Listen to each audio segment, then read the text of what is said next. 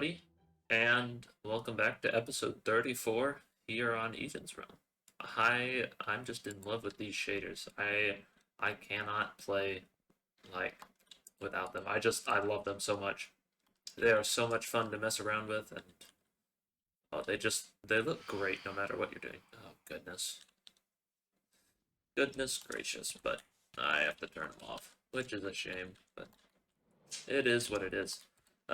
Yeah, we're back here again, and I am trying to kill phantoms because I need some phantom membrane. And it's probably not great that I'm killing them without looting, but you take what you can get.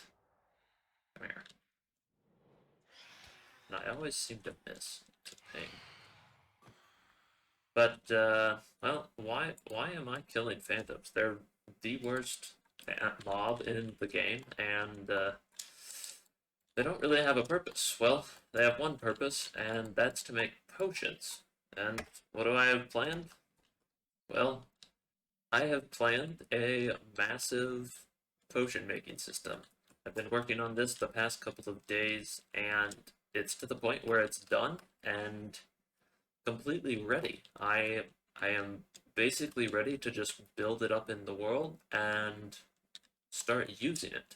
Now, granted, we're going to have to get all of these 16 different types of materials from the netherwort all the way to the dragon breath, and we need roughly 2 double chests worth to start out the system so that it will flip the switches on the automatic filling system. I have it set so that if we don't have enough of any item that it turns off, which is an okay idea, but also it's kind of dumb if I don't have Dragon's Breath and I don't need it. But we'll get to that whenever we get to it.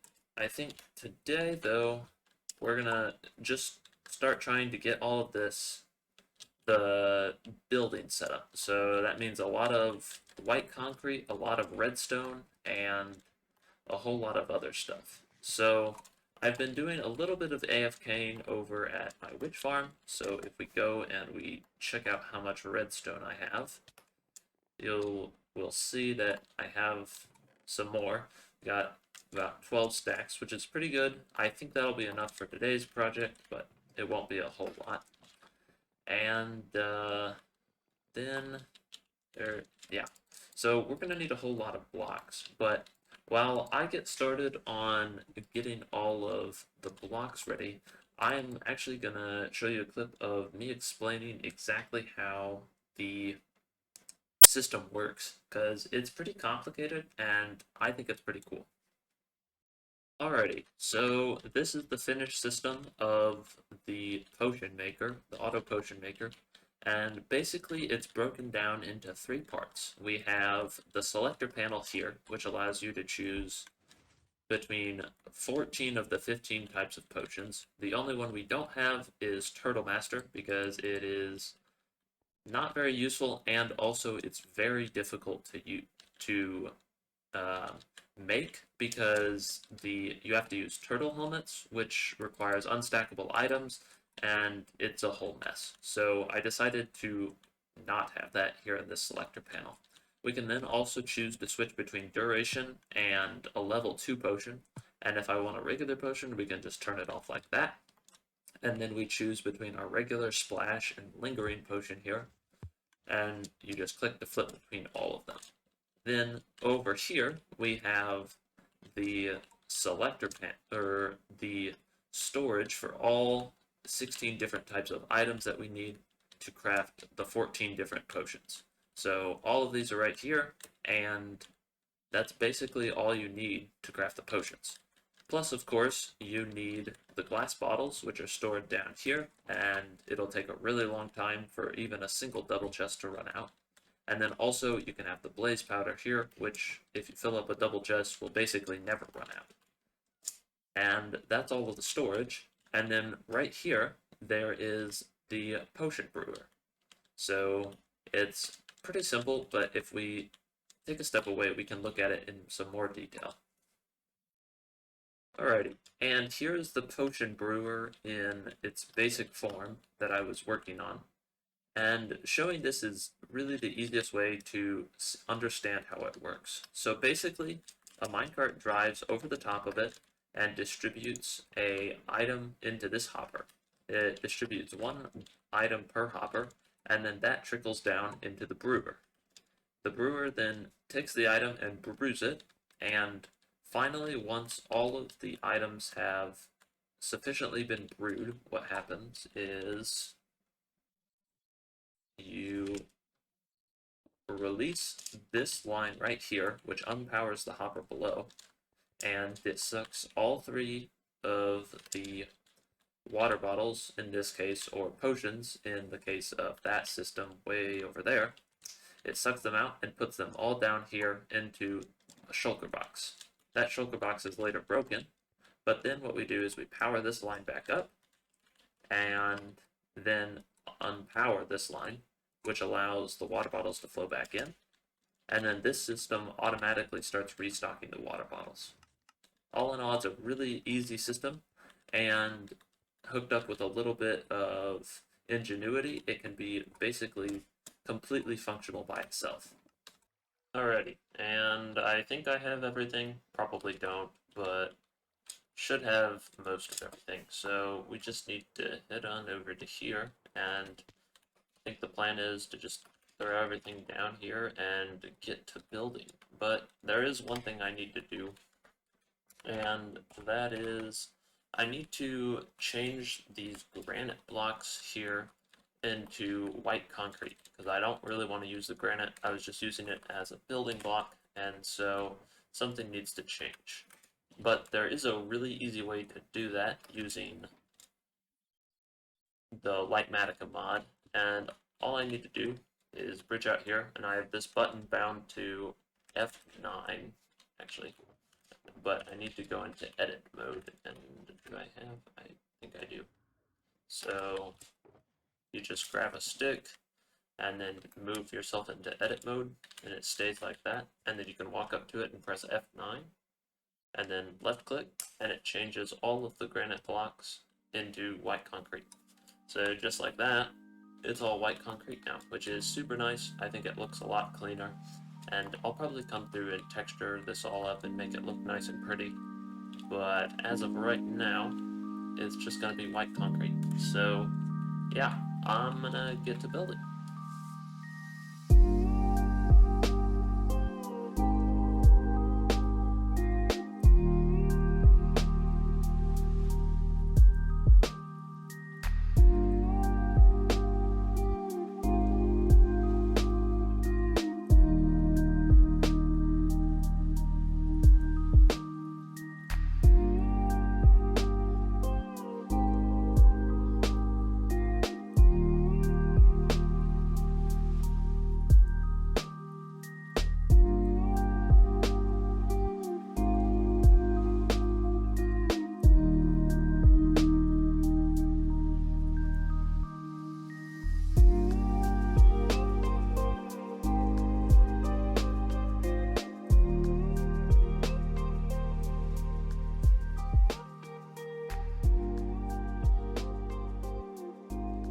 Goodness gracious. I had forgotten how difficult complex redstone structures were to build.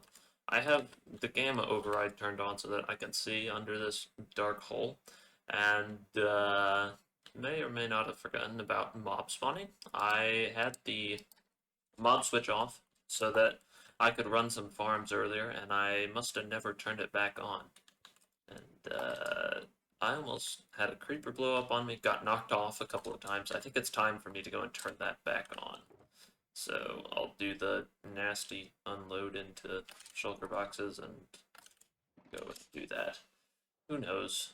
But I guess also, while I am running to turn on the mob switch, I'll tell you a little bit more about the system that we're building. Secondly, we have the item storage. So the item storage is exactly what it sounds like. It's a storage area for all of the items. And all you have to do is place your items here in this chest, and they get moved down to where they can go into the hopper minecart. So this hopper minecart would be filled with nether wart in this case.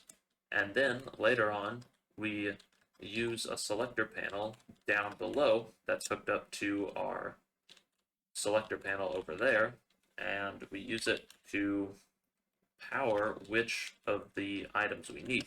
So if we need nether wart, we power this item, and what happens is whenever we run this signal through, it drops out only the ones with this block pushed up, which basically allows us to select which of the ingredients that we need in this specific order. And so they're laid out in this order so that you always get nether wart first, and then all of the main ingredients up to the blaze powder, and then your transitional ingredient, the fermented spider eye that you occasionally need, and then your 4 ingredients that you need, like this and this. And so these change how the potion is delivered.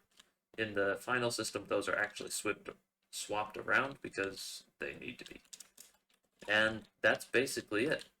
But how do we get the minecarts back in, you may ask? Well, by having this detector rail here power this line over here, it will switch this rail so that only one minecart can be in that slot down there. So you put it in, and now the next minecart that goes through will pass right on by, which allows us to control the minecarts and make sure that they go back into the exact same slot so that you don't end up with minecarts with, like, say, blaze powder in the nether wart thing. That would be a problem.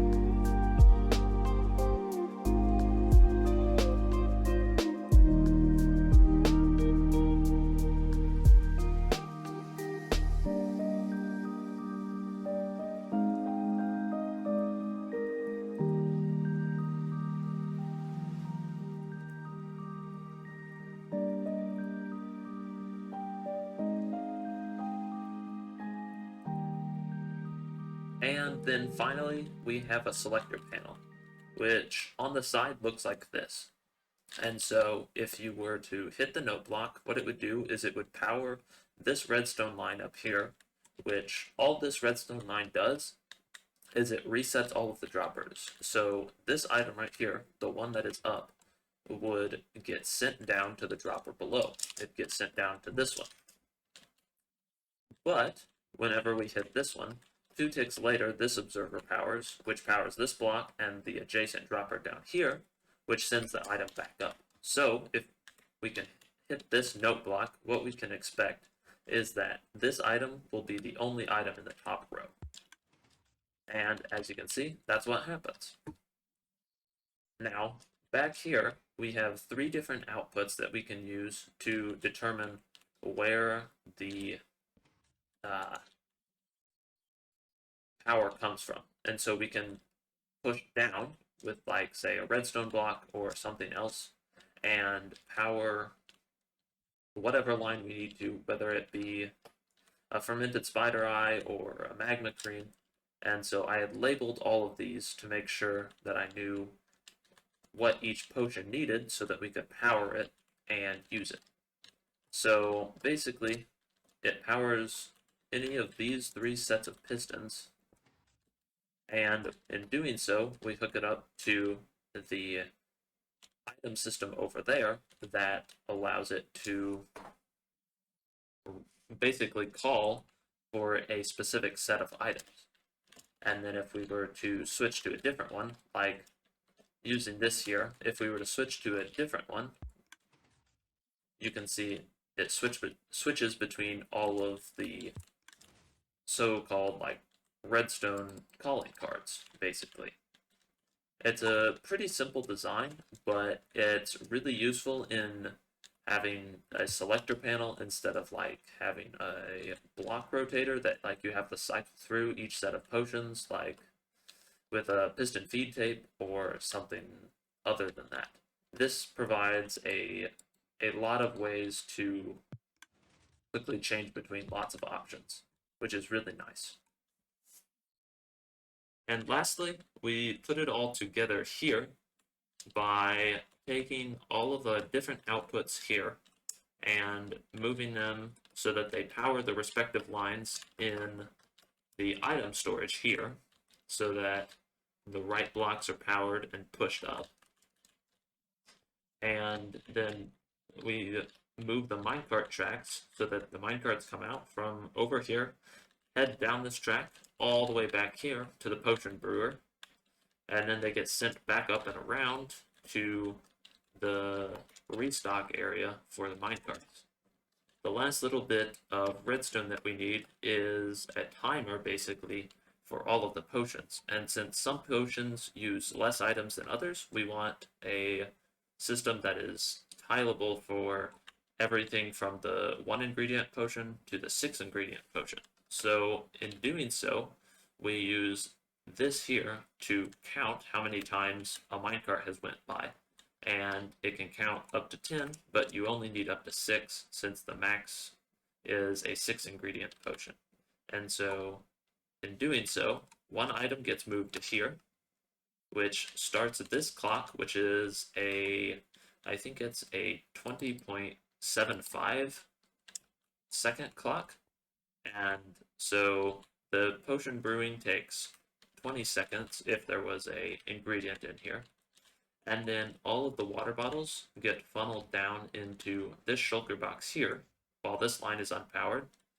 And then all of the potions get restocked right like that. And then after this shulker box here is full, this piston will extend, breaking the shulker box, and it will send the shulker box through these hoppers and dropper elevators all the way up to the collection chest up here. Right like that. Pretty simple.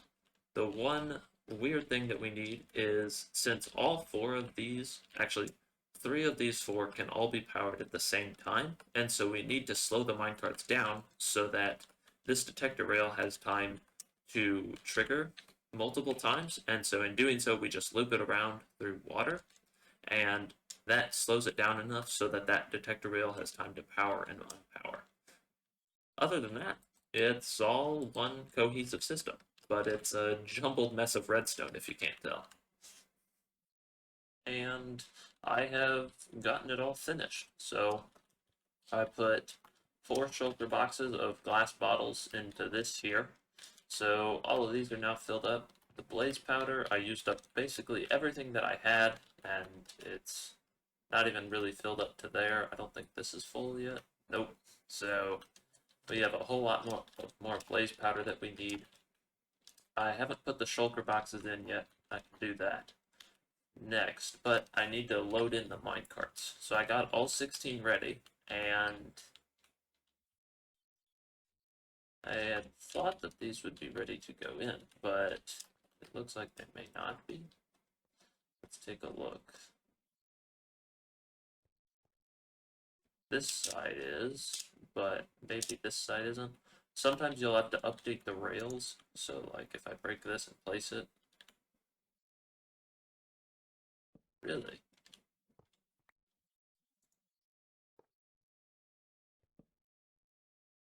Why is that not turning? That's kind of concerning, because that really should be facing there. There. Why is it not going back? Where's it getting powered from?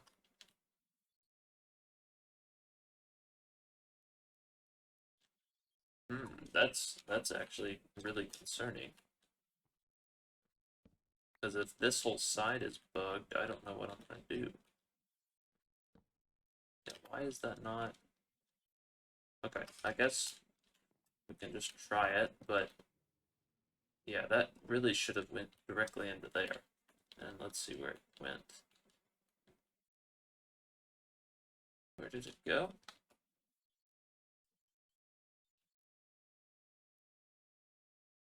Oh, it went into this slot. Man, I thought I had everything completely ready, and now it's not working. I don't understand it. Maybe.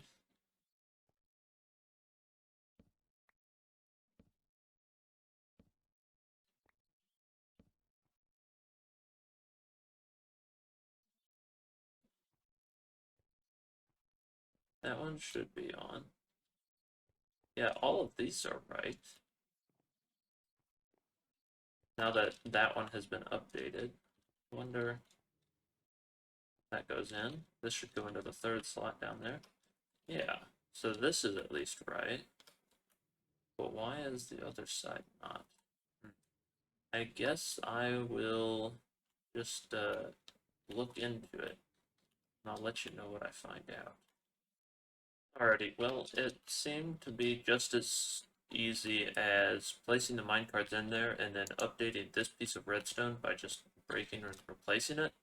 And now they all seem to work. We can double check like with this one. So if I break it, it changes, and then if we come over here and we push it in, we should see that it goes into that second slot. Yep, right like that. So that was a little bit concerning. I was afraid that like possibly the issue with the redstone update order had messed it up or something, but it seems to all be fine. So I would really like to test drive this, but obviously I don't have enough crafting or brewing ingredients to make this work, and that's gonna take a lot of time to figure out. I've been trying to get some. You can see I've started a massive nether wart farm down here, and I've slowly been collecting it, but it's gonna take me a really long time to get all of the ingredients that we need, because we need, as I said earlier, an entire double chest of each potion ingredient. And that's gonna require a whole lot of farms and just a whole lot of work. So I think what we're gonna do is we are going to finish this episode as it is right now, and then next episode we will start on some of the farms that we'll need. And I will plan to get as many resources as I can in between episodes, like gold carrots and nether wart and everything else that is relatively easy for me to get and I don't need to build a new farm for. But I think that is going to have to do it for today. It's taken me quite a while to design and build this potion brewer, but all in all, I'm really, really happy with it. I think it looks super good. You know, I'm super stoked about how it fits inside here. It's basically exactly what I wanted to fit underneath this like medieval fantasy style house. So yeah, I'm really happy with it, and we'll have to get on with the ingredients next episode. But thank you very much for watching. I hope that you've enjoyed this episode. It's been a whole lot of fun for me, and I'll see you in the next one. Take care, have a good day. Bye bye.